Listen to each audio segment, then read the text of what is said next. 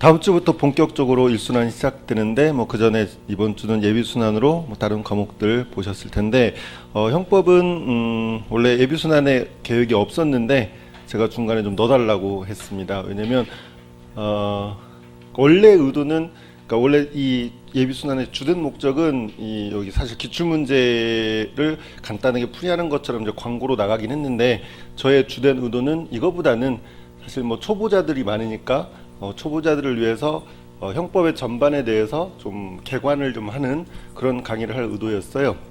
그래서 원래 이제 제가 원래 기본 강의 시작할 때 일순환 시작할 때 형법의 개관을 쭉 해요. 근데 그거 하려면 1시간 반 2시간 이렇게 잡아먹어요. 형법을 쭉 살펴보려면.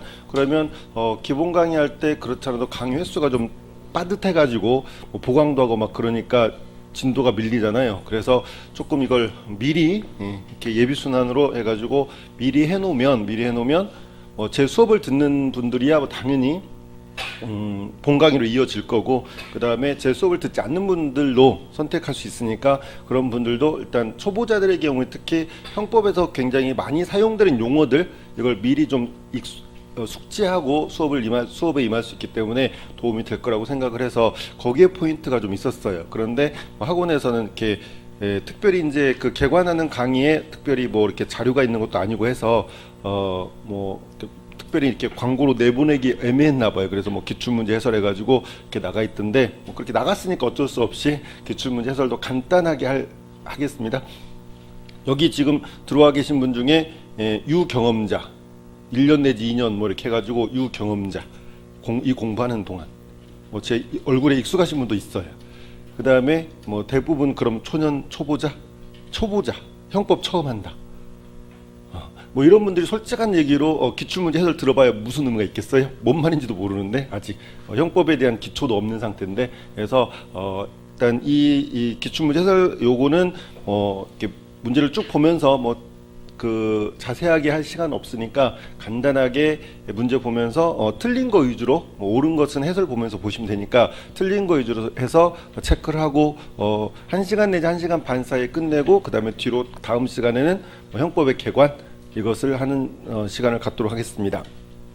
형법의 개관은 지금은 자료가 없지만요, 제가 와서 우리 형법 총론의 목차 있잖아요. 그것만 이렇게 프린트한 2페이지짜리가 있는데 그거 이제 좀 이따 들어올 거예요. 그것만 보면서 대충 일단 뭔가 이렇게 보라는 의미로 이렇게 나눠드리는 거니까 그건 큰 의미가 있는 자료는 아니에요.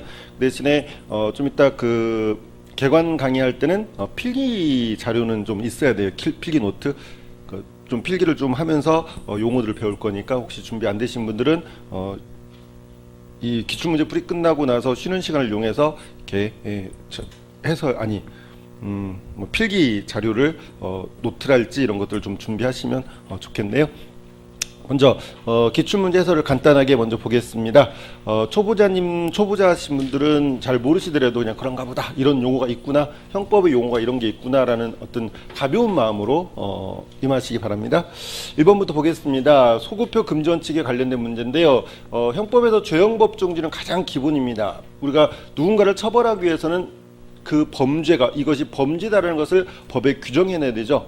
내가 아무리 나쁜 짓을 해도 법에 규정돼 있지 않으면 처벌되지 않아요. 그게 죄형법정주의인데, 그런 죄형법주 내용 중에 소급표 금지원칙이라는 게 있어요. 이건 가끔 뉴스에도 나오잖아요. 뉴스에서도 이렇게 범죄자들 또는 정치인들 처벌하는 과정에서 소급표하면 된다 안 된다 이런 말 나오잖아요. 소급표는 무슨 뜻이에요?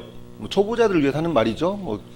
유경험자들은 다 아는 얘기지만 소급표 금지원칙, 소급표라는 것은 지금 행위 당시 이 사람이 어떤 행위를 할 당시는 이 행위를 처벌하는 규정이 없어요. 규정이 없으니까 처벌 못하겠죠. 근데 이 사람을 처벌하는 규정을 나중에 만드는 거예요. 나중에 만들어서 과거에 적용하는 거죠. 이것을 소급표라고 하는데 소급표는 허용되지 않습니다. 그와 관련된 내용들이죠. 옳지 않은 걸 묻고 있습니다. 보시고 디귿 답원의 공개명령제도죠. 공개명령이 뭐냐면은 다 아시잖아요. 뉴스 같은 데 보면 성범죄자들 특히 많이 나오죠. 성범죄자들이 성범죄를 저지른 다음에 감옥 가고 그 다음에 전자발찌 차고 나오고 또 신상 공개하잖아요. 혹시 그런 거 받아보셨어요? 여러분들이 별로 관심이 없을지 모르겠지만 혹시 집에서 있다 보면 법원에서 어떤 편지 같은 게 와요. 법원에서 저도 딱 한 번 받아봤어요. 집에 있는데 웬 무슨 법원명이 까먹었는데 법원명으로 이렇게 편지가 왔어. 누가 나 고소했나? 법원에서 출두하라는 건가 해가지고 고소했나? 해가지고 약간 긴장은 되더라고요. 처음 받아보니까 법원에서 어떤 서류를 처음 받아보니까 이렇게 열어봤어요. 열어봤더니 어떤 처음 보는 사람의 신상 공개가 되어 있는 거예요. 이름, 그 다음에 얼굴, 칼라 사진이에요. 그것도 그냥 흑백 사진도 아니고 칼라 사진으로 깔끔하게 찍힌 사진이고요. 일단 전면 사진 있죠. 전면 사진은 그 얼굴부터 다리까지 해서 칼라로 쫙, 그 다음에 옆면은 그냥 상체만, 옆 얼굴은 이렇게 해가지고 이름, 주소 다 나와요. 나이까지. 그래서 이게 바로 신상 공개하는 거예요. 이렇게 되면 이 사람이 이제 뭐라고 써 있냐면 말 그대로 무슨 성범죄자, 아동 청소년의 성보호에 관한 법률 위반했다 이게 써 있어요. 그죠? 나이 한 50 몇 살 된 사람이고 나보다 나이가 많은. 그래서 이거 보면서 저는 직업병인 것 같아요. 그러니까 일반인들은 이런 나쁜 놈 이거부터 생각했지만 저는 이제 형법을 강의하고 또 형사 정책 쪽을 생각하다 보니까 물론 이 사람 나쁘죠. 벌받아 마땅하죠. 근데 문득 떠오르는 게 또 뭐냐면은 이 신상 공개라는 어떤 이런 것들이 어떤 인권 문제 내지는 이분의 가족, 자식 이런 사람들은 어떻게 될까? 그런 생각이 문득 드는 거예요. 물론 이 사람 나쁘죠. 이 사람 나쁜데 이렇게 됨으로써 이 가족들은, 자식들은, 우리 아버지가 이런 사람이라는 게 오픈돼 있잖아요. 그죠? 그래서 그런 생각이 문득 들었던 기억이 나요. 근데 이런 신상 공개 명령제들은 어쨌거나 감옥에 가두는 건 아니잖아요. 감옥에 가두는 건 아니니까 형벌 자체는 아니에요. 보안 처분이라고 하는데 형벌 자체는 아니기 때문에 소급표 금전칙이 그대로 적용되진 않아요. 보세요. 시행된 이 공개명령제도 시행된 2010년 1월 1일 이전의 범죄에도 공개명령 제도를 적용하는 거. 이게 뭐죠? 소급표잖아요. 법이 만들어지기 이전의 행위까지 적용하는 걸 소급표라고 하는데 원래 이거 금지되잖아요. 근데 이건 형벌에 대해서 그러는 거고 보안처분은 그대로 적용되지 않아요. 이게 우리 판례의 태도예요. 나중에 본 강의 때 배우겠죠. 그래서 이것이 그 이전까지 적용하도록 하는 것이 소급표 금전칙에 반한다? 반하지 않습니다. 또 마번에 보시면 대법원 양형위원회가 설정한 양형 기준이 발효되기 전에 공소가 제기된 범죄에 대해서 형을 양정함에 있어서 그 위 양형 기준을 참고자로 삼는 것은 법률을 소급하여 적용한 위법이 있다? 위법이 없습니다. 원래 소급표 금전칙은 소급 입법 금지예요. 법률에 의한 소급표를 금지하는 거예요. 근데 여러분들 법률이 만들어지면 그 법률은 어떤 효력이 있습니까? 누구에게 적용됩니까? 한 법률이 만들어지면 누구에게 적용되죠? 특정인을 대상으로 법을 만드는 건 사실 올바른 입법이 아니에요. 여러분 헌법을 배우면 더 쉬운데 헌법을 배우지 않으니까 헌법 시간에 배우는 건데 특정인을 대상으로 한 법을 만들면 원래는 안 돼요. 됐어요? 그 대신에 그러니까 법은 만들어지면 누구한테 적용되는 거겠어요? 모든 국민한테. 즉 그게 바로 이제 일반적 법의 일반적 구속력이죠. 근데 지금 대법원 양형위원회가 만들어놓은 양형 기준은 여러분들한테 적용되나요? 법관들이 재판할 때 그냥 따르는 내부 기준이에요. 그렇잖아요. 그러니까 대국민적 효력이 있는 일반적 구속력이 있는 그런 법률이 아닌 거죠. 그러니까 이것을 소급 적용해도 상관없다라는 거예요. 그래서 법률에 의한 소급표가 아니니까 그런 취지에서 소급 적용해도 괜찮다라는 그런 판례죠. 2번입니다. 형법의 적용 범위죠. 형법의 적용 범위라는 건 뭐냐면 우리 형법이 장소와 관련해서 어느 지역에서 일어난 범죄에 대해서 우리 형법이 적용되겠느냐 이런 문제인데 상적으로 우리나라 안에서 일어난 범죄는 우리나라 법이 적용돼야 되겠죠? 그렇잖아요. 외국에서 일어난 범죄는 우리가 우리 형법을 적용할 필요가 없죠. 근데 외국에서 일어난 범죄인데 우리가 적용되는 경우가 있어요. 어떤 경우일까요? 생각해 보세요. 상식적으로 생각하면 여러분 법은 상식과 통합니다. 다만 그 상식이 조금 어려워서 그렇지 상식에서 크게 그 틀에서 크게 벗어나진 않아요. 상식적으로 생각하면 우리나라 안에서 일어난 범죄는 무조건 적용해야 되겠죠. 우리나라에서 범죄가 일어났는데 그걸 냅둬버리면 범죄 천국이 됩니다. 그죠? 자, 외국에서 일어난 범죄를 우리가 굳이 간섭할 일이 아니죠. 다만 간섭할 때가 있지 않나 싶어요. 어떤 경우에는 잘 생각해 보세요. 외국에서 범죄가 일어났다 그러면 이제 누가 저질렀을까 생각해 보면 돼. 예컨대 미국 사람이 미국에서 범죄를 저지르면 우리가 굳이 간섭할 일이 아니죠. 근데 만약 우리나라 사람이 미국 가서 범죄를 저지르면 좀 혼내줘야 되겠죠. 너 왜 우리나라 쉬운 일로 얘기하면 우리나라 체면을 구기잖아요. 그죠? 그러니까 이런 것도 안 된단 말이야. 그러니까 처벌하는 거. 이런 것들을 속인주의라 그래요. 또 외국에서 미국인이 미국에서 범죄를 저질렀는데 우리가 또 적용하는 경우가 있어요. 어떤 경우일까요? 만약에 미국인이 미국에서 우리나라 사람 죽이면 놔둬요? 우리 국민을 보호해야 되는데 안 되잖아요. 이런 것들을 보호주의라 그래요. 그러니까 이런 어떤 몇 가지 조문들이 있죠. 우리 형법의 2조에서부터 7조까지 그러니까 그런 것들 관련된 문제인데 이번에 옳지 않은 걸 묻고 있습니다. 1번에 보시면 외국인 갑이 외국에서 서울지방경찰청장 명의 운전면허증을 위조했단 말이죠. 아까 얘기했죠. 우리나라 미국 사람이 미국에서 범죄를 저지른 거예요. 그럼 굳이 우리가 간섭할 필요가 없잖아요. 근데 어떨 때 적용되냐면 우리나라 자체랄지 또 우리 국민을 보호하기 위해서 이럴 때는 적용하는 거예요. 이걸 보호주의라고 그랬죠. 자, 여기서 지금 미국인이 범죄를 저질렀는데 뭐 했어요? 무슨 죄를 저질렀어요? 우리나라 지방경찰청 명의 운전면허증을 위조했죠. 공문서 위조라고 하는데 공문서 위조를 저질렀어요. 그럼 이건 우리나라의 어떤 국가의 권위를 해친 거예요. 어찌 보면. 그렇잖아요. 그러니까 이런 것들은 가만 안 두는 거예요. 됐어요? 그래서 우리 형법 5조에 의해서 보호주의에서 우리 형법을 적용할 수 있습니다. 뭐 조문 같은 건 나중에 배우도록 하세요. 3번으로 넘어갈게요. 인과관계를 인정하지 않는 경우는 인과관계란 건 뭐냐면 어떤 행위를 했죠. 행위를 하고 그로 인해서 결과가 발생하는 거예요. 예를 들어서 그래서 살인행위를 했어요. 사람을 죽였어요. 살인행위 했고 그 다음에 그래서 결국 죽었죠. 사람이. 갑이 을을 칼로 찔러 죽였는데 죽이려고 찔렀는데 그래서 죽었어요. 죽긴 죽었어요. 근데 죽었다고 해서 내가 무조건 이 사망의 결과에 책임지진 않아요. 이 죽는 결과, 사망의 결과가 나의 행위로 인해서 발생한 결과에 대해 이것을 우리가 인과관계라 그래요. 인, 원인, 과, 결과. 내 행위가 원인이 돼서 이러한 결과가 발생했을 때, 즉 인과관계가 있을 때 결과에 대한 이런 결과에 대한 책임을 지는 거고 이것을 우리가 흔히 말하는 기수다라고 하는 거예요. 근데 만약에 인과관계가 없어요. 내가 칼로 찔렀고 죽긴 죽었어요. 근데 나의 행위로 인해서 죽었다고 보기 좀 어려운 거야. 뭐 교과서적 사례를 예를 들어서 내가 갑이 을을 칼로 찔렀어요. 찔렀는데 예컨대 총을 쐈다고 할까요? 총이 그냥 어깨 정도 좀 관통하고 지나갔어요. 이 정도는 안 죽잖아요. 병원 가서 치료받으면 되잖아요. 그죠? 팔뚝을 관통했다 뭐 이런 식으로. 그러면 안 죽잖아요. 특별한 사정이 없는 한. 그래서 이제 어쨌거나 총에 맞아서 쓰러져 있으니까 앰뷸런스 불러가지고 차를 타고 병원으로 가는 거예요. 병원을 가다가 뭐 했어? 뭐 예컨대 앰뷸런스가 전복사고 났어. 교통사고 발생해가지고 죽어버렸죠. 어쨌거나 내가 총을 쐈잖아요. 그리고 어쨌거나 죽었잖아요. 이 사망의 결과가 내가 총 쏴서 죽었다고 말할 수 있어요? 아니 이제 앰뷸런스 전복사고 때문에 죽었죠. 다른 사정이 더 개입해가지고 이럴 때는 인과관계가 없단 말이에요. 그러니까 이럴 때는 설사 죽었다 하더라도 결과에 책임을 지지 않고 이런 것도 우리가 살인 미수라고 그래요. 그러니까 살인 미수라는 것이 꼭 범죄가 보통 결과가 발생하지 않았을 때 미수가 되는데 결과가 발생했다고 해서 무조건 기수가 되느냐 그것도 아니죠. 결과가 발생했어도 인과관계가 없다면 미수될 수 있어요. 이렇게 인과관계 인정 여부에 관한 판례들이 항상 시험 문제예요. 그래서 판례 보시면 인정되지 않은 경우를 묻고 있나요? 1번에 보시면 갑은 선단 책임선의 선장으로서 종선의 선장에게 조업상이 지시만 할 수 있을 뿐 선박의 안전관리는 각 선박의 선장의 책임적 되어 있었다. 뭘 생각하시냐면 책임선, 뭐 종선, 책임선이 어떻게 보면 그러니까 인지능으로 가보면 대장선을 생각하시면 돼요. 그럼 이순신 장군이 대장선이잖아요. 그 주변에 또 배들이 있잖아요. 얘네들이 종선, 따라다니는 배들, 종선이에요. 그렇잖아요. 근데 이순신 장군이 전체적인 전쟁 지휘는 하겠죠. 그죠? 자, 좌연 뭐 공격하라 뭐 여기는 반파 이러잖아요. 그 영화 보면, 드라마를 보면. 근데 배 안에는 그 각각의 배 안에는 또 누가 있어요? 장군들이 또 있잖아요. 그리고 그 부하들도 또 있고. 그러면 각각의 배 안에서 일어난 일은 이순신 장군이 어떻게 할 수가 없잖아. 그렇죠?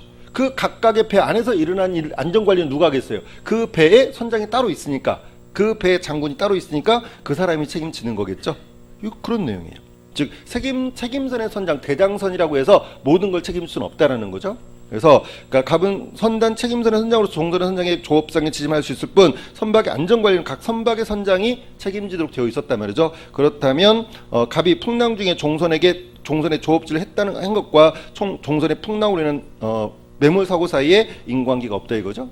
뭐 각각의 배 매몰 사고는 각각의 배의 장군들이 책임지는 거다. 4번입니다. 다음 중 옳은 것을 묻고 있네요. 고의와 관련된 내용이죠. 다 옳은 지문들입니다. 여러분들이 보셔도 됩니다. 나중에 보시고 5번입니다. 다음 사례에서 갑행위가 유법성이 조각되는 경우 유법성 조각 사유는 뭐 경험자들은 다 아시겠지만 우리가 범죄 성립 요건 초보자들을 위해서 간단하게 말씀드리는 거예요. 조금 있다가 다음 시간에 배우겠지만 범죄 성립하기 위해서는 구성 요건 해당성, 유법성, 책임 이렇게 세 가지 요건을 갖춰야만 해요. 그러니까 구성 요건에 해당해야 되고 그 다음에 유법해야 되죠. 유법성 인정돼야 돼요. 근데 유법성을 탈락시키는 유법성 조각 사유에 해당하면 유법성이 없어져요. 유법성이 탈락하죠. 유법성이 탈락하면 범죄가 성립하지 않아요. 즉 무죄가 되는 겁니다. 유법성 조각서에 해당하면, 예를 들어서 유법성 조각서에 우리 형법에 5가지가 있어요. 5가지 뭐 조문 순서대로 얘기해 볼까? 20조의 정당행위, 21조의 정당방위, 다 들어봤죠? 정당방위 같은 거. 22조의 긴급피난, 23조의 자구행위, 24조의 피해자의 승낙.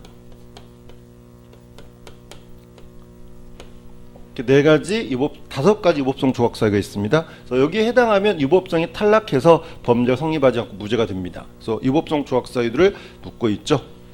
거기 보면은 나번에 갑이 을의 개가 자신의 애완견을 물어뜯는 공격을 하자 가지고 있던 기계를 작동시켜 을의 개를 절단시켜 죽여버렸다. 잔인하죠? 실제 판례입니다. 그러니까 유법성 조각사유도 우리가 그냥 흔히 생각해 보면 판례 사안들 보면은 그냥 상조로 이건 좀 심하다 싶은 것들이 있어요. 그죠? 이런 것들이 이제 유법성 조각될 수 없겠죠. 상당성이 없다 그래가지고, 상당성이라는 게 상당성이 없는 경우에 유법성 조각이 안 되는데, 상당성이 없다 말이 어렵잖아요. 상당성이 도대체 뭔 말이야? 애매하죠. 더 애매하게 말씀드리면 사회 통념에 반하지 않는 거예요. 그럼 사회 통념은 또 애매하죠. 사회 상규에 위배되지 않는 거예요. 그럼 사회 상규가 또 뭐야? 애매하죠. 형법이 원래 그래요. 좀 애매합니다. 그래서 형법의 용어들이 좀 애매하다 보니까 그 애매한 개념들을 학설이나 판례가 어떻게 구체화시키는지 뭐 이런 것들이 이제 판례들을 통해서 공부를 해야 되는 거죠. 근데 그게 상처럼 생각하면 좀 이건 심하다. 여기까지는 좀 허용되는 거 좀 그렇지 않아? 라고 생각하는 것들이 대체로 위법성 인정돼요. 그래서 아무리 걔가 저기에도 걔를 어떻게 하면 돼요? 그러니까 내 개가 애완견이라고 되는데, 애완견 뭐 아주 이쁜 애완견은 아니고요. 그 진돗개, 약간 이렇게 값이 나가는 진돗개고, 상대방 개는 잡종이에요. 근데 잡종 개가 좀 등치가 좀 있었던 거죠. 그래서 내 개를 이렇게 물려고 하는 거예요. 어디 잡종이 내 개, 우리 개를 이렇게 물려고 해. 그러니까 옆에 뭐가 있으면 기계톱 있잖아요. 나무 같은 거 자른 기계톱. 이걸 가지고 애를 때려가지고 때리면서 동시에 이 몸을 배를 갈라버렸어. 이렇게. 잔인하죠? 그래서 이런 것들이 이제 형법상으로 보면 손괴죄인데, 뭐 이것은 동물보호법 위반죄가 문제가 되는 사안이에요. 개나 이런 동물들을 너무 잔인하게 죽이는 행위에 해당해가지고 동물보호법 위반죄 구성력과 해당성을 인정한 다음에 유법성 조각사로서 긴급 피난을 검토했어요. 내 개가 유난이다 이거죠. 내 개한테 유난이 발생했다. 근데 긴급 피난도 아무 때나 인정되는 건 아니에요. 상당해야 되는데 이건 좀 너무 심하다 이거죠. 따라서 긴급피난 될 수 없다. 긴급피난도 될 수 없고 과잉피난도 될 수 없다. 그래서 결국 범죄를 인정했던 그런 사안입니다. 다번에 갑이 을과 공마의 을의 승낙하에 밑줄 을의 승낙하에 교통사를 가장하여 보험금을 편취할 목적 을에게 상의를 가한 경우, 자 피해자 승낙입니다. 승낙을 받고 어떤 행위를 하게 되면 유법성이 조각되겠죠. 근데 피해자 승낙이라고 해서 승낙을 받았다고 해서 무조건 유법성이 조각되는 건 아니에요. 우리 형법은 피해자 승낙을 받았어도 범죄가 인정되는 경우도 있어요. 야, 나 좀 죽여줘. 그래서 죽여버렸어요. 그럼 승낙을 받고 죽였잖아요. 그럼 살인죄가 안 돼? 돼요. 촉탁 승낙 살인죄로 범죄를 인정하고 있죠. 그런 것들은 승낙을 받았다고 무조건 범죄가 안 되느냐, 그건 아니고, 여기서도 마찬가지로 승낙을 받았는데 이것이 어때요? 지금 뭐 하려고 받았어요? 승낙을 보험금 타먹으려고. 그렇잖아요. 그러니까 소위 보험 사기 치는 놈들 있잖아요. 그죠? 보험 가입해놓고 일부러 다쳐가지고 돈 달라고 하는, 그러니까 그런 목적으로 이제 승낙을 받았으니까 이런 승낙에 의한 행위가 사회상규에 반합니다. 사회 통념상 허용될 수 없다 이거죠. 따라서 유법성 조각이 되지 않습니다. 6번입니다. 피해 승낙이라는 설명 중 가장 옳지 않은 것은 4번에 보시면 피해 승낙은 언제든지 자유롭게 처리할 수 있습니다. 승낙해놓고 야 안돼 그 승낙 없던 걸로 하자, 얼마나 할 수 있겠죠. 상처럼 생각해보세요. 그래놓고 그 다음에 법익이 침해된 이후에 사후 승낙으로도 유법성은 조각될 수 있다. 승낙은 뭐예요? 행위 당시에 있어야 돼. 행위 당시까지. 나중에 승낙하는 건 인정되지 않아요. 여러분들 민법 예비순환 때 민법에서 혹시 나온 용어 나왔는지 모르겠는데 여러분 혹시 이 말 들어보셨어요? 추인. 민법에서 아직 안 배웠나요? 추인이란 말이 뭐예요? 나중에 인정하는 거잖아요. 행위 당시에는 전혀 동의 없이 없었다가 나중에 그 사실을 알고 그래 그렇게 하자 하는 거, 이게 추인이잖아요. 형법상 추인은 인정되지 않아요. 그러니까 추인이 형법상으로 보면 사후 승낙 내지 사후 동의인데 우리 형법에서는 이걸 인정하지 않아요. 했어요. 항상 행위 당시, 행위 이전에 있거나 행위 이전에 있거나 또는 행위 당시까지 존재해야만 해요. 사후 승낙은 형법상 인정되지 않아요. 뒤가 틀렸습니다.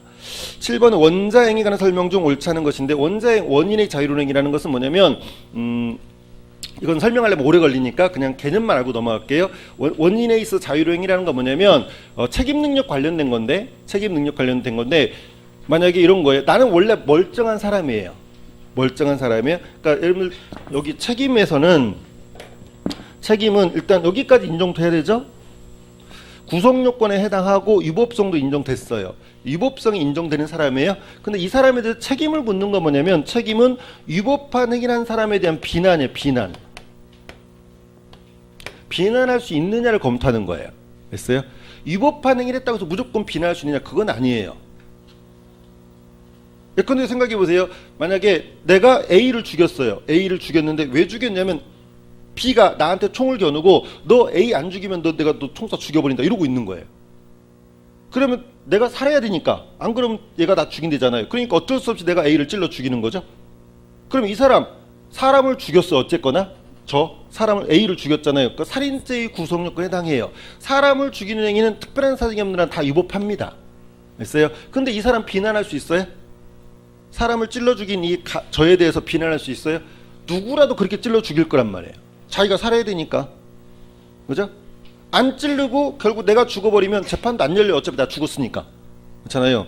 찔렀기 때문에 문제가 되겠죠? 그랬을 때 이 사람 비난할 수 없죠. 이게 바로 책임입니다. 책임. 비난할 수 있어야 돼요. 그럼 보세요. 원인의 자유로행위는 뭐냐면 예컨대 우리가 정신병자가 아무것도 모르잖아요. 정말 완전히 맛이 간 사람이에요. 근데 이 사람이 뭐 사람을 예컨대 때렸다, 상해를 가했다. 근데 어떨 때 우리가 이 사람을 비난할 수 있냐면 이게 대체로 옳고 그름, 자신의 행동을 옳고 그르다, 시비 변별 능력이라 하는데 옳고 그름을 구별할 수 있는 사람이 이걸 사람을 때리면 이게 나쁘다는 거 보통 사람 다 알잖아요. 그죠? 그럼에도 불구하고 때리면 뭐예요? 비난받아 마땅한 거예요. 알면서 때렸으니까. 책임 능력 있는 거라고죠. 사물 변별 능력 내지 의사결정 능력 있는 사람 우리가 책임 능력 있는 사람이라고 하는데 책임 능력 있는 사람이 즉 옳고 그름을 구별할 수 있는 사람이 범죄인 하면 비난받아 마땅한 거예요. 잘못된 걸 알면서도 했으니까. 근데 예컨대 정신병자 이런 사람들은 자신의 행동이 뭘 의미하는지 모르잖아요. 그죠? 그러니까 이런 사람들 우리가 비난할 수 없는 거예요.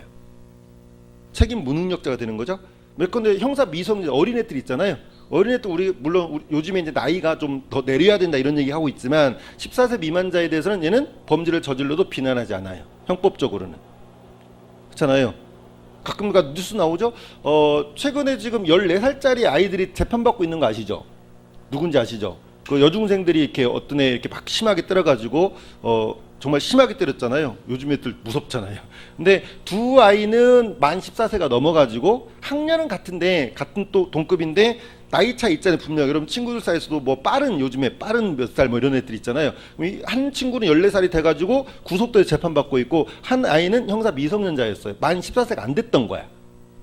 범행 당시에 만으로 항상 따지는 거니까. 그래서 얘는 불구속 된 상태에서 재판만 받고 있는 거죠. 근데 얘도 이제 결국은 만 14세가 되지 않으면 형사처벌을 못 해요. 결국은. 됐어요? 근데 어쨌거나 그런 비난할 수 있어야 되는 거예요. 근데 내가 만약에 뭐 쉬운 예로 술에 완전히 취한 사람도 판단 능력이 없잖아요. 거의. 이 사람도 기본적으로 책임 무능자가 될 수도 있어요. 그런데 내가 맨정신에 이 사람을 때리면 내가 분명히 처벌받을 테니까 일부러 자기 자신을 이상한 사람 만드는 거예요. 심신장애자라고 하는데 심신장애인으로 만드는 거예요. 예를 들어서 일부러 술을 마시는 거지. 일부러 술을 마셔가지고 만취된 상태도 범행을 저지르는 거예요. 내가 이 사람 때리고 싶어. 근데 맨정신에 때리면 난 분명히 형사처벌 받잖아요. 그러니까 일부러 나를 술에 만취한 사람 만드는 거야. 그래가지고 이 상태를 이용해서 이 사람을 공격하는 거예요. 그럼 이 사람 원래가 멀쩡한 사람이고 일부러 이런 상태를 만들어 범죄를 저지르고 있으니까 비난받아 마땅하죠. 이게 바로 원인에 있어서 자유로운 행위예요. 즉 신진장애를 만든 원인이 내가 자유로운 의사로 만들었다 이 말이지. 그러니까 이런 사람 비난받아 마땅하다. 이게 원죄행위입니다. 그래서 우리 형법 10조 3항에서는 이런 원인의 자유로운 행위에 대해서도 정상인과 똑같이 처벌하고 있어요. 심신 상실 상태에서 범행을 했다 하더라도 책임 조각 안 해주고 심신 미약 상태의 범행이라 하더라도 형을 감경해 주지 않아요. 그 이론적인 내용을 설명하기는 어려우니까 그냥 넘어가요. 문제 자체는 여기서는 나중에 이제 본강의 가서 배우도록 하시고요. 원죄행위 이런 거다 정도만 알고 넘어갑니다. 8번에 위전착, 위법성 조각사유의 전제 사실은 착오죠. 위전착은 뭐냐면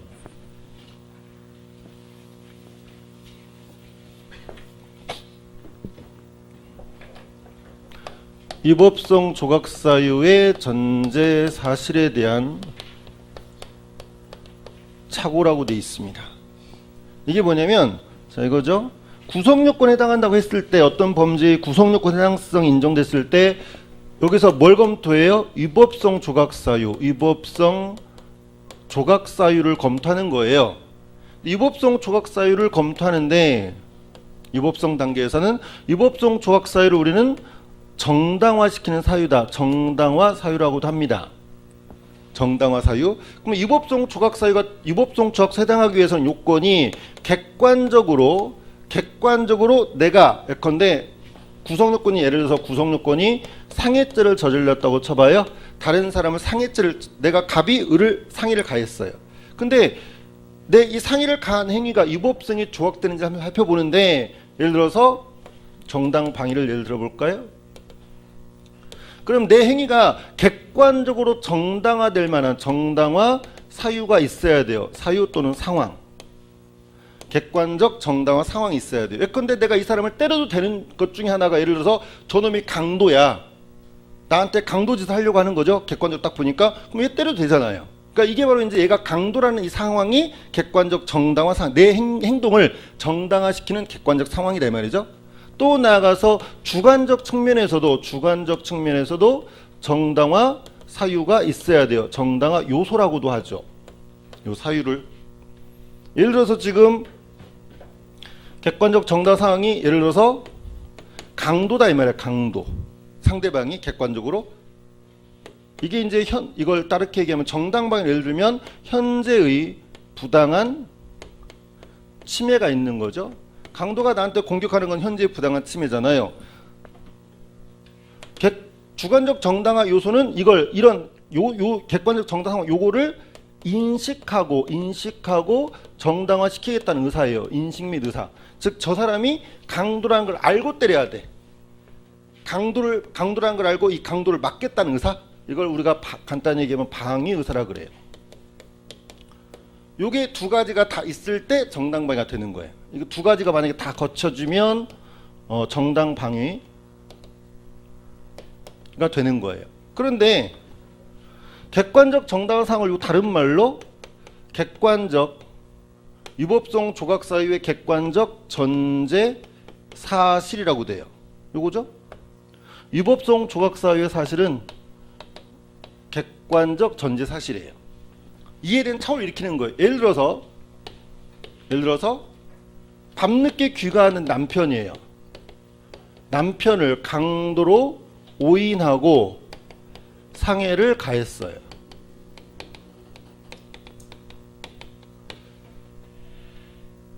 무슨 말이죠? 우리 집에 지금 들어올 사람이 아무도 없어. 남편은 지금 해외 출장 갔어. 뭐 지방으로 출장 갔어요. 그래서 우리 집에 남편하고 나 혼자 둘이 살고 있는데 남편이 오늘은 예컨대 내일 돌아오는 날이에요. 오늘 돌아올 사람이 없죠. 근데 이제 이 남편이 하루 일찍 일을 마친 거야. 부산에서 예를 들어서 하루 일찍 마친 거야. 얘네들은 신혼이에요. 그래서 지금의 우리 중년의 이런 사람은 하루 일찍 끝나면 무조건 하루 놀다 옵니다. 근데 이제 신혼이니까 아내가 보고 싶은 거죠. 그래서 또 나아가서 놀래켜 주려고 서프라이즈죠. 그래서 하루 일찍 온 거예요. 알겠어요? 일찍 왔어. 그래서 밤늦게 이제 놀래줘야 되니까 초인종도 안 누르죠. 뭐 문 잠근약지 열고 문 열고 들어간다고 쳐요. 문 열고 따각 들어갔는데 마침 아내가 그 마당에서 뭐 달밤에 달을 보면서 남편을 그리워하고 있었던 거죠. 그런데 딱 갑자기 누가 딱 하고 들어오니까 집에 들어올 사람 아무도 없어. 도둑놈인가 보다 생각하고 몽둥이 하나 들고 있다가 누가 쑥 들어오니까 빵 때려버린 거죠. 도둑놈을 맞겠다고 강도로 생각하고. 근데 실제로 그 사람은 남편이었단 말이죠. 그러면 여기다 그대로 대입해 보세요. 구성요건 어쨌거나 남편을 상해하든 강도를 때렸던 상해죄는 똑같잖아요. 상해를 가했으니까 이건 똑같아요. 상해죄예요. 자, 나는 누구라고 강도를 막는다고 생각하고 때렸잖아요. 그러니까 강도를 원래 막으면 정당방위가 될 수 있잖아요. 정당방위를 한번 검토해 보는 거야. 알겠어요? 그럼 이런 경우에 지금 정당방위 되려면 객관적 정당화 상황, 즉 강도, 현재의 부당한 침해가 있어야 되는데 지금 현재 집에 들어온 사람 누구죠? 남편이잖아요. 그 현재 부당한 침해 이게 없어요. 그죠? 이게 없는데 뭐라고 생각했어요? 있다고 착오를 했잖아. 방위 의사는 있죠. 강도를 막겠다는 의사는 있잖아요. 그죠? 이게 바로 요거 객관적 정당화 상황, 즉 객관적 전제 사실에 대한 착오죠. 착오. 이거를 우리가 위법성 조각사유의 객관적 전제 사실에 관한 착오다. 위법성 조각 사유의 전제 사실은 착오. 이거를 오상방이라고 그러죠. 오상방이라고 그래요. 그러니까 잘못 상상했다 이 말이잖아요. 나중에 기본 강의 들어보면 배우는 사례인데 반대로 한번 해볼까요? 강도를 남편으로 오인하고 상해를 가했다. 재밌죠? 재밌는 상황이죠. 이거는 그렇잖아요. 실제로 누가 들어와? 강도가 들어와요. 근데 남편으로 오인하고 남편으로 생각하고 때려버린 거야. 맨날 술만 먹고 늦게 들어온 남편, 너 오늘도 늦게 들어오는구나. 그냥 몽둥이로 꽝 이래버린 거죠. 그렇잖아요. 그럼 보세요. 어쨌거나 상해죄가 된 건 똑같아요. 그렇잖아요. 상해죄 구성 생각성 인정한 다음에 여기 정당방위 되는지 한번 생각해 보세요. 현재 지금 누가 들어오고 있죠? 이번에 강도가 들어오고 있는 거야. 강도가. 그러니까 현재 부당한 침해가 있어요. 강도잖아. 근데 내가 강도란 걸 인식하고 때려야 되는데 강도란 걸 인식이 없잖아요. 방위 의사가 없는 거지. 강도를 막겠다는 의사가 없는 거죠. 거꾸로죠. 이거하고 유전착과 반대의 경우잖아요. 이걸 우리가 뭐라 그래요? 그냥 가만히 생각해보세요. 그냥 때렸는데 남편을 혼내주려고 땅 때렸는데 강도네? 우연히 강도를 막았네. 그죠? 우연방이라 그래요. 됐어요? 그래서 형법에서 유전착 오상방이 우연방이 번갈아가면서 자주 나와요. 자주 나와요. 경찰 간부에서는 아직까지 우연방이 한 번도 안 나왔다가 작년에 한 번 나왔어요. 우연방에도 잘 안 나오다가 유전착도 잘 나오는 편은 아니에요. 근데 이번에 또 나왔죠. 그래서 이론적인 부분이라고 해서 안 나오는 건 아니에요. 가끔 번갈아가면서 나오는 거죠. 나중에 본 강의 할 때 좀 더 자세히 배우도록 하고요. 유전착에 대해서 학설과 비판을 연결하고 있는데 학설을 우리가 깊이 있게 배우진 못하겠죠. 다만 잘못된 것은 4번이에요. 법유과제 한적 책임설, 이게 우리 통설 다설의 태도인데 위법성 조각사의 전제 사실에 처벌에 빠진 자를 교사에서 죄를 범하게 한 경우 그 교사자를 교사함으로 처벌할 수 없다. 처벌할 수 있습니다. 이론적인 내용은 나중에 배워요. 9번입니다. 실행의 착수죠. 실행의 착수에 관한 것들은 이론적인 것보다 무조건 판례입니다. 판례에 따라서 판례가 실행의 착수 인정했느냐 인정하지 않았느냐 이걸 철저하게 외우는 겁니다. 가본에 보시면 야간에 다주택에 침입하여 물건을 절취하기 위해서 가스배관을 타고 오르다가 가스배관 동그라미 가스배관 사건 보통 이렇게 얘기합니다. 가스배관을 타고 오르다가 순찰 중에 경찰관에게 발각되어 그냥 뛰어내린 경우 야간 주거 절도죄의 실행 착수가 없다는 거죠. 야간 주거 침입 절도죄의 실행 착수 시기는 주거 침입을 시작하면 실행의 착수가 인정됩니다. 절도죄의 착수가 인정되는 거예요. 주거 침입을 시작하면. 근데 가스배관을 타고 오르는 것만 가지고 아직 그 집에 대한 주거의 사실상의 평온을 해야 할 만한 현실적 위험성 있는 행위를 시작했다고 보지 않는 거죠. 그래서 가스배관 타고 오른 사건에서는 실행의 착수 인정하지 않습니다. 왜 이 정도면 인정되는 거 집에 들어가기 시작한 거 아니에요? 라고 생각할 수 있어요. 그죠? 하지만 판례니까 판례는 무조건 암기를 하는 거예요.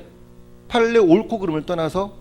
그래서 비슷한 것들이 많아요. 그런데 어떤 건 인정하고 어떤 건 인정하지 않아요. 그러니까 결국은 판사들도 결국 누구니까 사람이다 보니까 어찌 보면 약간 자기 멋대로 판단하는 그런 게 좀 있어요. 그래서 비판받을 판례도 굉장히 많고 어쨌거나 실행 착수를 인정하지 않았던 사건입니다.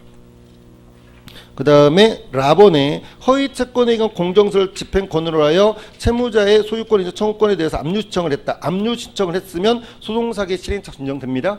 압류를 신청함으로써 이제 강집행 절차로 들어가는 거예요.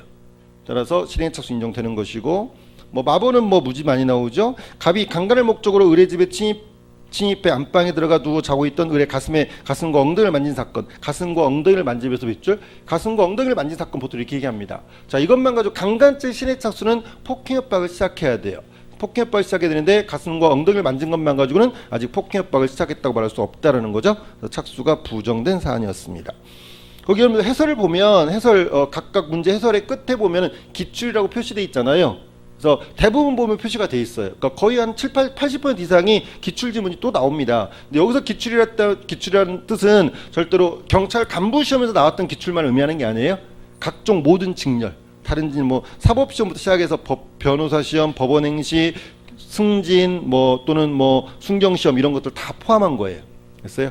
그래서 다른 직렬이 나왔던 것들, 그러니까 경찰 간부 시험을 기점으로 해서 그 이전 모든 직렬, 아시겠어요? 그래서 기출된 것들이죠. 그래서 사실 여러분들 기출 문제들만 잘 섭렵해도 90점 이상은 다 맞습니다. 맞을 수 있습니다. 다만 여기서 기출 지문은 경찰 간부만이 아니니까 다른 것까지 다 봐야 되니까 좀 힘들긴 하죠. 양이 많으니까. 그래도 그런 점 생각하면서 너무 이렇게 새로운 판례 자꾸 암기하려고 할 필요가 없어요. 기출 판례만 잘 보셔도 되니까. 10번입니다. 중지미수에 관해서 자의성 인정되는 경우. 중지미수라는 건 뭐냐면 일단 개념이, 그러니까 보통 사람을 칼로 찔렀어요. 안 죽으면 기본적으로 살인 미수가 되겠죠. 근데 난 찌르고 그냥 가버렸는데 안 죽었어요. 그냥 이건 일반적인 미수, 협의의 미수, 장애 미수라고 그래요. 근데 내가 칼로 찔렀는데 놔두면 죽어요. 그냥 놔두면 죽어요. 근데 찌르고 나서 내가 마음을 바꾸는 거야. 괜히 찔렀다, 얘 살려주자 해가지고 내가 만약에 얘를 살려내는 거예요. 그 스스로 중지행위를 하는 거야. 결과를 방지하는 행위를 하는 거예요. 이런 것들이 중지미수예요. 그럼 중지미수는 그냥 찌르고 그냥 간 사람보다 스스로 얘를 살려내는 노력을 했잖아요. 그러니까 거기에다가 혜택을 주는 거예요. 그래서 우량법의 미수가 세 가지가 있는데, 우량법에서 25조의 장애미수, 장애미수는 이것이 임의적으로 감경입니다. 형을 감경하는데 임의적이에요. 그러니까 뭐예요? 감경 안 할 수도 있어요. 뭐뭐 할 수 있다. 그러니까 임의적인 건 이렇게 표현되어 있어요. 교재 보시면 감경할 수 있다. 그러니까 할 수 있다라는 것이 이제 안 해도 된다는 뜻도 포함되어 있잖아요. 임의적 감경입니다. 그러니까 미수범이라고 해서 항상 가볍게 처벌되냐, 그렇진 않아요. 한편 26조가 이제 중지미수예요. 중지미수인데, 중지미수는 우량법에서 필요적으로 면제까지 가능합니다. 면제까지 가능해요. 그러니까 필요적이니까 이 말은 다시 말하면 감경 또는 면제한다죠. 필요적이니까. 이게 필요적 감면을 말하는 거고, 감경 또는 면제한다 이렇게 되는 거죠. 그 다음에 27조가 불능미수예요. 중지미수는 이제 칼로 찔러놓고 스스로 얘를 살려냈다고 치면, 불능미수는 예컨대 저기 서 있는 게 마네킹이에요. 실제로는 마네킹인데 나는 저기 서 있는 걸 내가 왼수로 생각하는 A라고 생각하는 거야. 실제로는 마네킹이 서 있는데 A라고 A가 서 있다고 생각하고 총을 탕 쏘는 거예요. 그러니까 이제 결국 저기 서 있는 게 마네킹에 불과하니까 살인죄의 결과는 발생할 수가 없잖아요. 그죠? 그 살인 미수인데 다만 뭐다? 결과 발생이 불가능하죠. 애초부터가. 그러니까 불능미수 이게 되는 것이고, 불능미수에 대해서는 형을 임의적으로 감면입니다. 감경 또는 면제할 수 있는데 임의적이죠. 그러니까 감경 또는 면제할 수 있다 이렇게 돼 있겠죠. 그래서 이런 효과들은 반드시 외워야 됩니다. 잘 나옵니다. 그 효과들에 대해서. 근데 우량법에서 중지미수 요거를 인정예 판례 인정한 판례는 우량법에서 2개밖에 없어요. 2개 있어요. 그래서 2개는 뭐냐면, 단독범의 경우에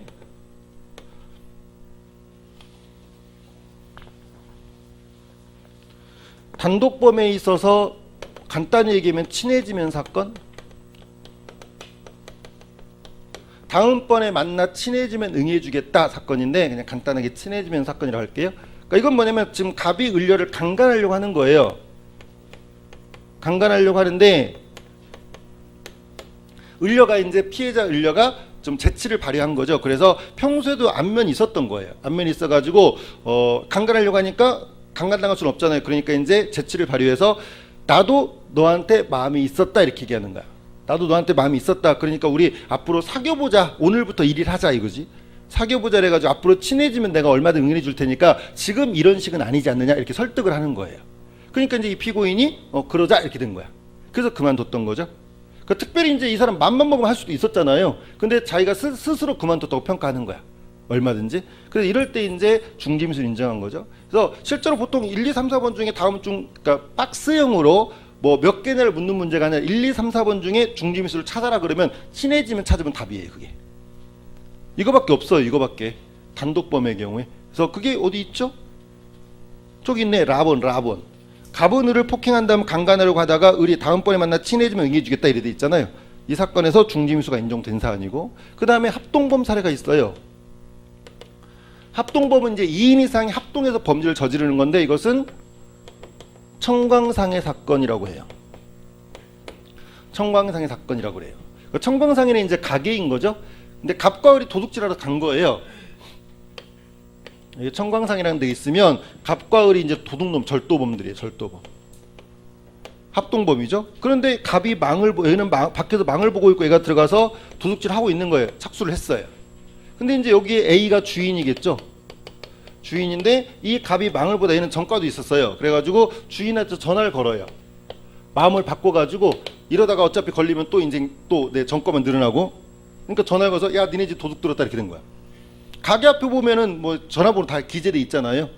핸드폰이든 뭐든. 그러니까 그 전화 걸어가지고 니네 집 도둑 들었다 해가지고 얘를 같이 체포를 해요. 체포를 한 사건. 의뢰 입장에서는 황당하죠.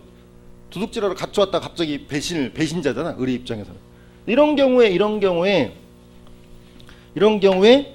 누구 저기 갑 신고를 했던 갑 있잖아요. 얘는 자기 스스로 중지했잖아. 그죠? 그러니까 얘가 이제 절도죄의 중지미수가 되는 것이고, 한편 을은 어떻게 될까요? 을은 을의 입장에 생각해보면 을은 스스로 중지했어요. 그런 적 없죠. 갑이 이렇게 A한테 전화를 걸어서 자기를 체포하는 것은 의외의 장애죠. 장애미수입니다.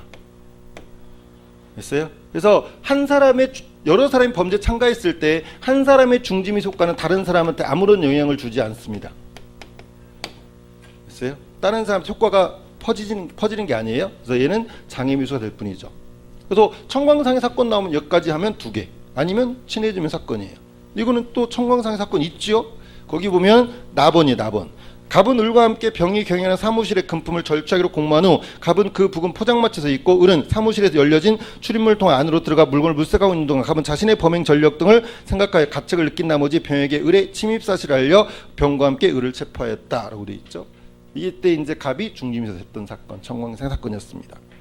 11번입니다. 예비 음모죄와 미수에 관한 설명 중 옳지 않은 것은 가번에 같은 부대에 근무하던 갑과 을이 수에 걸쳐 총을 훔쳐 저녁 후 은행이나 현금 수송 차량을 털어 한탕하자라는 말을 나눈 것만 가지고는 아직 실질적 위험성이 없습니다.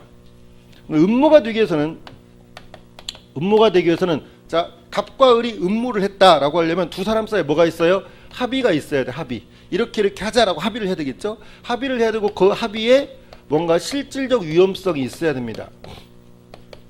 우리 판례에 의하면 실질적 위험성이 있어야 되는 거예요. 근데 지금 이거는 뭐가 없다. 그냥 이렇게 얘기를 나눈 것만 가지고 아직 실질적 위험성이 없다라는 거죠.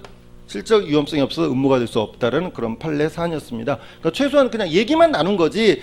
실제로 이제 건데 전역을 하면서 총을 갖고 나갔다랄지 이러면 아무래도 위험성이 발생했잖아요. 그 정도에 이르지 않았기 때문에 음모가 될 수 없다라는 그런 판례였습니다. 12번 볼까요? 공동정범에 관해서 옳은 걸 묻고 있습니다. 4번에 보시면 건설회사의 유일한 지배자인 대표 갑이 장기간에 걸쳐 건설공사 현장 수상 의뢰 뇌물 공여 행위를 보고받고 이를 확인 결제하는 등의 방법으로 관여한 경우. 자 보세요. 최근에 우리 뉴스에도 지금 작년부터 시끌시끌했던 사건 중에 하나가 박근혜 대통령 탄핵 사건과 관련된 여러 가지 사건이 있잖아요. 최순실의 국정농단, 거기다가 삼성의 최순실 등에 대한 뇌물 공여, K스포츠 미르재단에 대한 박근혜 대통령에 대한 뇌물 공여, 이런 게 문제가 돼 있잖아요. 지금 누가 감옥에 가 있어요? 이재용이 감옥에 가 있죠. 뭐예요? 뇌물 공여, 증례죄. 그렇잖아요. 근데 이재용이 직접 가서 주겠어 이렇게 돈을? 대통령 예컨대 줬는지 안 줬는지 재판 확정된 건 아니니까 아니라 치더라도 상적으로 한번 생각해보세요. 이재용이 또는 이건희가 회장이 가서 직접 누구한테 돈 주겠어요? 그러진 않겠죠. 자기 부하들한테 시키겠지. 밑에 사람들한테. 그리고 밑에 사람은 갖다 주고 보고를 하겠죠. 그리고 얘는 결제해 주겠을 거 아니에요. 상적으로. 그랬을 때 이 사람들은 실제로 준 사람과 실제로 윗선에서 지시를 하거나 내지는 관여하고 있는 이 사람들은 서로 의사연락 있어 없어요? 상적으로 있다고 봐야 되겠죠. 그렇잖아요. 이게 바로 공모예요. 상호 의사연락하여 하는 행위들을 공모가 인정되고 이럴 때는 공동정범이 돼버리는 거예요. 직접 주지 않았어도. 근데 지금 우리 이재용 사건이나 또는 기존의 어떤 기업인들 보면은 회장선, 제일 윗선에서는 항상 뭐라 그래? 몰랐다 이러잖아요. 밑에서 다 했다라고 하잖아요. 근데 상적으로 생각해보세요. 우리 뇌물 준 사건들 보면 몇십억, 몇백억씩 갖다 주죠.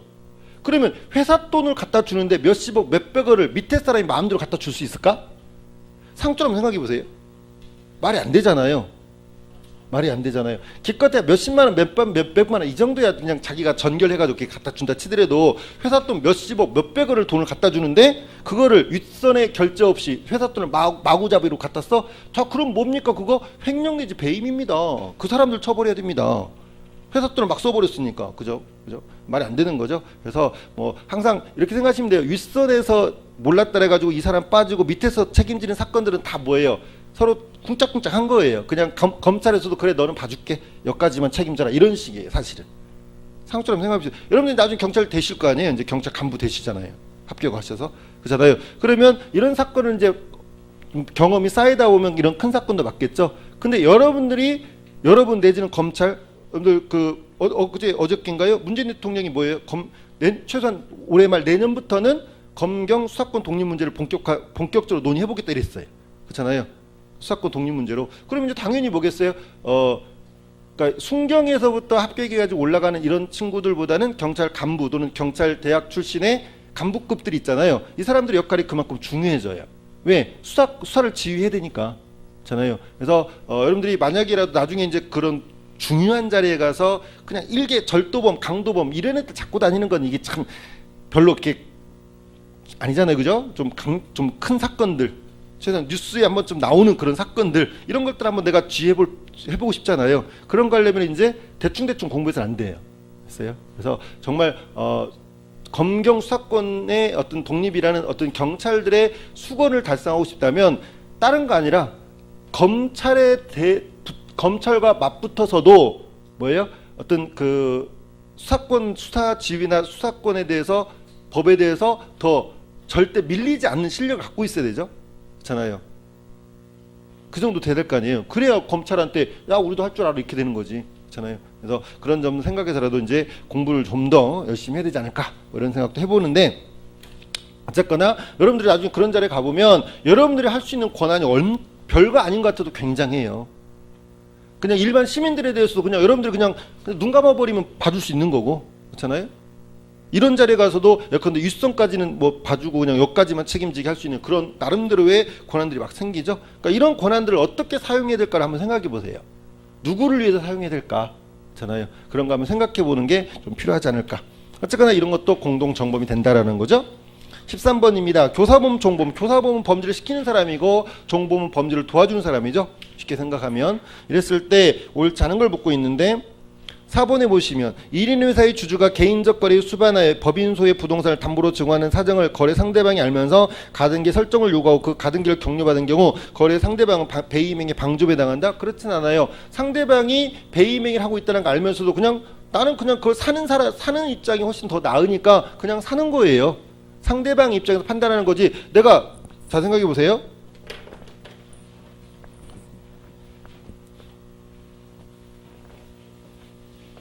예를 들어 볼까요? 예를 들어서 뭐 부동산 이중매매를 하는 예를 들면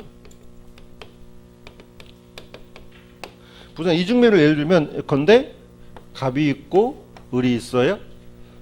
이 사람 부동산을 팔았어요. 매도했죠. 이 사람이 매수예요. 이중매매니까 첫 번째 매수인이라 해볼게요. 근데 이 사람 팔아놓고 얘가 병한테 또 팔아요. 그래서 이 사람이 또 사. 제2 매수인. 이게 이제 이중매매예요. 근데 이중매매가 범죄가 되려면 이 제1 매수로부터 중도금, 부동산 같은 건 계약금 받고 나중에 중도금 받고 나중에 잔금 받고 그리고 등기 넘기잖아요. 근데 중도금을 받았어 얘가. 중도를 받았는데 이걸 얘한테 팔아먹는 거죠.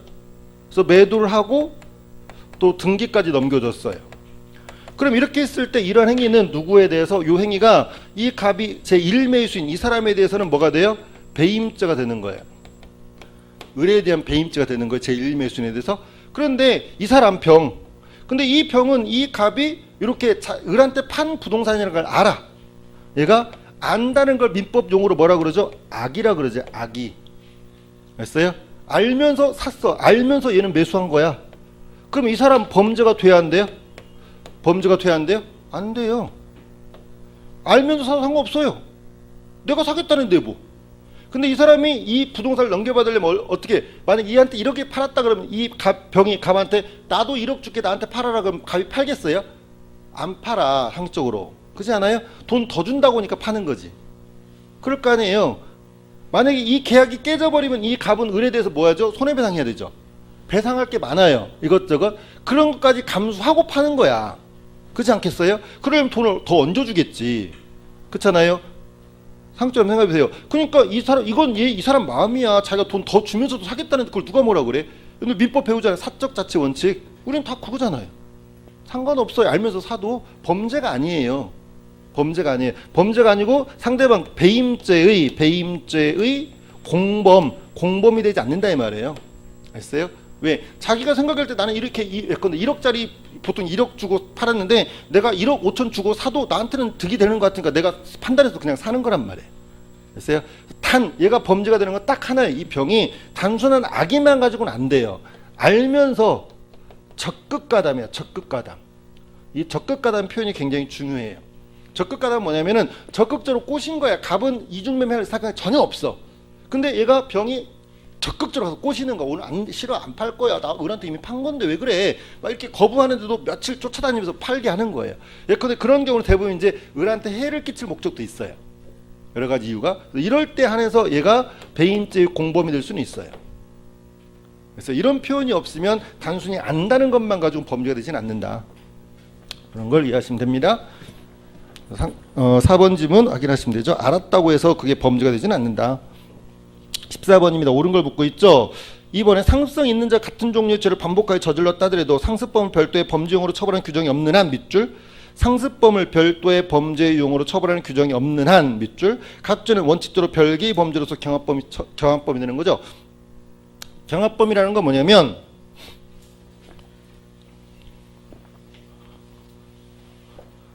이건 죄수로는 문제인데 죄수는 죄의 수잖아요. 하나가 될 때가 있고요. 여러 개가 될 때가 있죠. 수죄는 다시 이들의 관계가 수개의 죄의 관계가 상상적 경합인 경우가 있고요. 그 다음에 실체적 경합인 경우가 있고요. 실체적 경합이 바로 거기서 말하는 일반적인 경합범을 말하는 거예요. 상상적 경합은 어떨 때 인정되는 거냐면 한 개의 행위로 여러 개의 죄를 범했을 때. 여러분이 모여 있어 이렇게. 근데 내가 폭탄 하나를 탁 던지는 가운데서 탁 던지는 거야. 그래서 여러분 다 죽여버렸어요. 그러면 살인죄는 생명마다 죄가 되는 거기 때문에 100명을 죽이면 100개의 살인죄예요. 1000명을 죽이면 1000개의 살인죄예요. 근데 행위는 몇 개예요? 폭탄 하나 던졌잖아요. 한 번. 그러니까 하나의 행위로 여러 개의 죄를 범했죠. 그러면 상상적 경합이라 그래요. 한 개의 행위가 아닌 여러 개의 행위죠. 수개의 행위예요. 여러 개의 행위로 여러 개의 죄를 범한 거예요. 이게 실질적 경합범이에요. 여러분들 한 명 한 명을 오늘은 이 사람 데려다가 총 쏴 죽이고 내일은 이 사람 데려다 총 쏴 죽이고 모레는 저 사람 데려다 또 총 쏴 죽이고 이러고 있는 거지. 따로따로. 이런 것들이 이제 여러 개의 행위로 여러 개의 죄를 범한 실질적 경합이에요. 거기 상습범이라는 게 나오는데 상습범은 뭐냐면 범죄를 이렇게 여러 번 저질렀어. 이렇게. 오늘, 내일, 모레, 일주일 뒤에, 보름 뒤에, 한 달 뒤에 막 범죄를 이렇게 저질렀어요. 근데 이것이 하나의 범죄 습벽, 동일한 범죄의 습벽이 이제 쉽게 말하면 습관이라고 생각하시면 돼요. 됐어요? 이것이 인정이 되면 상습범이 되는 거예요. 상습범이라고 말하는 거예요. 근데 상습범은 일죄에 해당해. 여러 개의 행위를 포괄해서 하나의 죄로 보는 포괄일죄 한 형태예요. 됐어요? 근데 이런 포괄일죄로서 상습범이 되려면 이것이 뭐다? 포괄일죄로서 상습범 하나가 되려면 상습범 처벌 규정이 있었을 때. 됐어요? 그럼 처벌 규정 없으면 상습범이 될 수 없는 거예요. 됐어요? 그럴 때는 뭐예요? 상습범 이게 하나의 습벽이라 하더라도 하나의 범죄가 될 수 없다면 뭐가 되겠어요? 이건 이대로 보세요. 이게 뭐야? 여러 개의 범죄죠? 여러 개의 범죄를 여러 개의 행위를 통해서 하고 있죠? 뭐가 돼? 경합범이 내 말이에요. 잖아요. 예컨대 보세요. 여러분 유영철 생각해봐요. 유영철 누군지 아시죠? 살인범, 살인마. 그게 뭐예요? 걔 19명 죽였다고 했네? 19명인가 죽였어요. 19명인가. 19개의 살인죄가 되는데 이것이 얘는 뭐예요? 살인 습벽이 있는 거잖아. 그죠? 상적으로 죽이는 놈들 있잖아요. 얘네들보다 그럼 상습 살인죄 들어보셨어요? 없어요. 그런 죄가 없어요. 그렇기 때문에 무조건 뭐가 된다? 살인죄가 여러 개가 되고 여러 개의 범죄는 경합범이 되는 거예요. 됐어요? 자세한 내용은 또 나중에 듣도록 하고 처벌 규정이 없으면 경합범이 된다. 15번에 죄수 관계 관한 설명 중 옳지 않은 것은 이런 것들이 이제 판례들을 외워야 되죠. 지금 설명드릴 수 있는 건 아니고 판례들을 외워야 되는 것들이니까 이건 넘어가시고. 16번 집행유예죠. 뉴스 보면 맨날 뭐 이렇게 범죄들 보면은 집행유예 판결 받았다고 하잖아요. 뭐 징역 2년에 집행유예 뭐 4년 뭐 이런 식으로. 집행유예는 감옥에 안 보내고 내보내는 거죠. 근데 가만히 생각해 보면 범죄자들을 집행유예 주면 거의 뭐 무죄 방면한 거나 그런 느낌과 유사하잖아요. 처벌받지 않으니까. 하지만 그건 분명 유죄입니다. 집행만을 유예해 주는 거니까. 왜 그럴까요? 저 범죄도 그냥 가둬둬 버리지. 왜 자꾸 집행유예 해주지? 어떨 때는 좀 짜증나기도 하잖아요. 그죠? 근데 어떤 문제가 있냐면 수용시설의 한계. 있어요? 현재 우리나라에서 범죄를 수용하는 시설이 있는데 지금 현재 다 과부하예요. 워낙 범죄가 많이 저질러서 그 감옥에 보낼 수가 없는 거야. 너무 많이 갇혀 있으니까. 그러면 이 사람들을 가두려면 어떻게 해야 돼요? 새로운 건물을 지어야 되잖아요. 또 근데 뭐 건물 짓는 것도 비용이지만 또 어디다 지을 거냐? 요즘에 또 뭐 어디다 만약에 여기 신림동 어딘가에다 그 교도소 하나 짓는다 그러면 어떡 하겠어요? 신림동 주민들 들고 일어납니다. 사회 혐오 시설이라 해가지고 그잖아요. 어려운 거예요. 쉬운 일이 아닌 거예요. 이것저것 이해관계 얽혀 있는 사람들이 서로 다투기 때문에 쉬운 일이 아닌 거예요. 저는 뭐 사드 문제도 그렇잖아요. 거기다 하는데 이게 만약에 설치하는 게 맞는지부터 시작을 해서 설치한 다음에 왜 또 하필 거기 성주냐 이거죠. 성주 시민들 난리잖아요. 그래서 찬성하는 사람들은 그럼 보세요. 찬성하는 사람 있잖아요. 배치 찬성하는 사람. 여건데 서울 어떤 사람이 찬성한다 그러면 집 앞에다 딱 진다고 그러면 사드 설치한다 그러면 또 반대할 거예요. 그죠? 이 지역 이주의, 님비 현상 이런 것들 막 어울려 있는 거죠. 쉬운 일이 아닌 거예요. 쉬운 일이 아닌 거예요. 그러니까 이러다 보니까 이제 감옥에 무조건 보낼 수도 없는 거예요. 한계가 있어. 그래서 이제 집행유예도 많이 하고 있는 거죠. 근데 이제 이런 것들이 이제 악용이 되면 돈 있는 사람들에 대한 집행유예가 많이 이루어지고 돈 없는 사람들에 대해서는 실형 많이 살게 하고 이런 게 좀 문제가 있긴 하죠. 그래서 뭐 집행유예 내용은 좀 어렵습니다. 그래서 일단 뭐 집행유예가 뭔가만 기억하시고요. 문제는 뭐 나중에 봅니다. 2번 지문만 체크해 볼까요? 옳지 않은 거 돼가지고 집행유예 선고할 경우에는 보호관찰을 받을 것을 명하거나 사회봉사 또는 수강을 명할 수 있으나 보호관찰과 사회봉사 또는 수강을 동시에 명할 수는 없다. 동시에 명할 수도 있습니다. 집행유예도 해주면서 가서 봉사활동도 하게 하는 거죠. 이런 것도 얼마든지 가능합니다. 17번 이하가 좀 강론으로 넘어가는 것 같고요. 조금 이제 쉬워지는, 어떻게 보면 좀 쉬워진다고 해야 되나요? 총론 문제가 사실 좀 더 어렵죠. 그래서 17번에 옳지 않은 걸 묻고 있는데 상해죄에서 상해는 피해자 신체 완전 옳지 않은 걸 묻고 있죠. 다 옳은 거예요. 넘어갈게요. 어렵잖아요. 넘어가고 라번 지문만 한번 설명할게요. 이 라번 지문만. 이건 형법의 적용 범위 문제인데 자 이것만 하나 알아두시면 돼요. 이 사람이 여기에서 행위를 했고요. 여기서 지금 재판을 받아요. 근데 중간에 법이 이렇게 개정된 거예요. 그래서 행위 당시의 법을 우리가 국법이라고 그러고 재판 당시의 법을 신법이라 해볼게요. 그럼 이때 재판할 때 국법을 적용할까 아니면 신법을 적용할까? 이게 형법의 시간적 적용 범위예요. 그러니까 어느 시점에 법률을 가지고 재판할 거냐 문제겠죠. 상식적으로 한번 생각해 보세요. 어느 법을 적용할까요? 처음 하시는 분들, 공부하신 분들 대답하지 마세요. 처음 하시는 분들 생각해 보세요. 어떤 법을 적용하실 것 같아요? 우리 형법은 잘 생각해 보세요. 아까 우리가 이미 배웠어요. 1번 문제가 뭐였어요? 소급표 금지였잖아요. 그렇잖아요. 자, 만약에 신법을 적용하는 건 이것이 뭐예요? 소급표예요. 소급표. 그렇잖아요. 잘 생각해 보세요. 행위 당시에는 없던 법이잖아. 법이 개정됐다는 말은 신법은 나중에 생겨난 법이잖아요. 그러니까 이걸 재판하는 거니까 신법을 행위 시에 소급 적용하는 거예요. 이게 바로. 됐어요? 그러니까 당연히 이게 아니라 우리는 이게 원칙인 거예요. 우리 형법이 원칙인 거죠. 이게 이제 우리 형법 1조 1항이에요. 행위시법주의.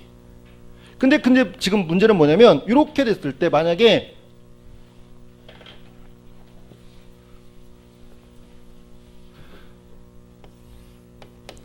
여기가 행위시고 여기가 재판시예요.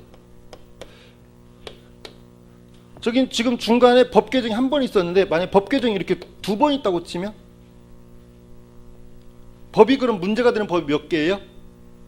3개지. 하나, 둘, 셋이죠. 그죠? 이걸 행위시법, 이걸 재판시법이에요. 요거를 뭐라 그래? 중간의 법, 중간시법이라 그래요. 됐어요? 뭐 한 번 더 만약에 법 여기 또 개정, 여기 또 있었다 그러면 중간시법이 2개가 되는 거지? 그렇잖아요. 이렇게 행위 당시의 법과 재판 당시의 법 사이에 중간시법, 법이 여러 번 개정돼 가지고 중간시법이 있었을 때는 우리 뭐 적용할래요? 그러면 여기서는 이럴 때는 어떻게 할까요? 자, 형법은 일단 형법은 여러분 공부를 하는 동안 형법을 공부하는 동안은 이 법은 피고인 편이라는 걸 항상 잊지 마세요. 우리 형법은 피고인을 위해서 존재해요. 물론 처벌하는 규정이긴 하지만 죄형법정 원칙상 피고인을 위한다. 항상 그걸 생각하시면 돼요. 그러면 이렇게 법이 여러 개가 있잖아요. 그럼 어떤 것이 피고인한테 제일 유리할까? 상수 생각하시면 돼요. 답, 어떻게 보면 제가 질문에 답이 있어요. 그죠? 여기서 하나, 둘, 셋, 네 가지 법이 있을 때 피고인에게 가장 유리한 법. 이 네 가지 법 중에 피고인한테 가장 유리한 법을 정해 주는 거예요. 아셨어요? 행위는 A라는 죄를 저질렀는데 A라는 죄의 법정형이 여기서는 행위량이 10년 이하였다가 여기서는 5년 이하가 됐다가 여기서는 다시 7년 이하가 됐다가 다시 여기서는 뭐 10년 이하로 다시 원위치했어요. 법적용을 막 여러 번 바꾼 거죠. 그럼 어느 걸 적용하는 게 제일 유리해? 두 번째 5년 이하 이걸 적용하는 게 제일 유리하잖아요. 이걸 적용해줘. 알겠어요? 지금 이 문제가 바로 그런 문제예요. 자, 이 사람이 저지른 범죄가 강간치상죄, 강간상해 내지 치상죄라는 범죄인데 이 사람이 행위 당시에는 그것이 특정 강력범죄라고 해가지고 특정 강력범죄로 가중처벌했었던 범죄예요. 알았어요? 근데 그게 중간에 법이 바뀌어가지고 특정 강력범죄가 아닌 걸로 바꿨어. 중간에 특정 강력범죄가 아닌 걸로 바꿨어. 그래서 특정 강력범죄가 되면 가중처벌하잖아요. 근데 가중처벌은 하지 않는다 이 말이지. 그러다가 여론에 밀려가지고 다시 가중처벌한 특정 강력범죄로 가중처벌하게 됐어요. 그래서 현재는 특정 강력범죄로 가중처벌해요. 다시 말하면 지금 법이 두 번 바뀌었죠. 지금 제가 설명드린 사례는 여기 돼 있잖아요. 그러면 처음에는 이 사람이 뭐였어? 특강범죄, 특정 강력범죄였다가 특정 강력범죄가 아닌 걸로 바꿨다가 다시 특정 강력범죄로 바꾼 거죠. 알겠어요? 그러면 이게 1번, 이게 2번, 이게 3번이라 그러면 어떤 법을 적용해? 2번을 적용한다 이 말이야. 특정 강력범죄로 안 보던 그때의 법. 이렇게 되면 뭐니까 이걸 적용하면 이 사람 결국 뭐 하니까 가중처벌을 못 할 테니까. 아시겠어요? 피고인한테 더 유리하겠죠? 그런 겁니다. 특정 강력범죄 처벌에 관한 특례법 2010년 3월 30일에 개정되기 전에 단순 강간행위에 의한 강간 등 상해치상죄가 이루어진 경우 이 죄는 이와 같이 개정된 같은 법 2조 1항 3호에 규정된 특정 강력범죄에 해당하지 않았으나 같은 법이 2011년 다시 개정돼서 2010년 3월 31일 개정 전과 같은 내용이 되었다면 특정 강력범죄가 아닌 거죠. 중간에 있는 법을 적용해야 되니까. 18번입니다. 옳지 않은 걸 묻고 있고요. 3번에 공사 현장 출입구 앞 도로 한복판을 점거하고 공사 차량의 출입을 방해하던 갑의 팔과 다리를 잡고 도로 밖으로 옮기려고 한 경찰관의 적반 공무집행에 대해 갑이 경찰관의 팔을 물어뜯어 상을 입힌 경우 갑에게는 공직방해 성립한다? 공무집행 방해 치상죄 만다. 갑에게는 공무집행 방해 치상죄 만다. 일단 무조건 틀렸죠. 이건 지금은 모르겠지만 처음 하시는 분은 모르겠지만 공부하신 분들은 이건 뭐 아무것도 생각하지 말고 무조건 틀린 지문이에요. 왜 그럴까요? 공무집행 방해 치상죄라는 죄가 없어요. 우리 형법에는. 이게 성립한다고 그랬으니까 무조건 틀린 거야. 없는 법이 성립한다고 무조건 틀린 거예요. 됐어요? 이럴 때는 뭐가 된다? 그러니까 상해를 입혔다 부분에 대해서 만약에 고의가 있는다 그러면 공무집행 방해죄와 상해죄의 상상적 경합이 되는 거지 공무집행 방해 치상죄 이런 게 될 수 없단 말이죠. 상해죄로 알면 됩니다. 19번에 옳지 않은 걸 묻고 있네요. 2번 조무 문제죠. 형법은 유기죄에 있어서 법률상 계약상 또는 사회상규상 밑줄 그게 없어요.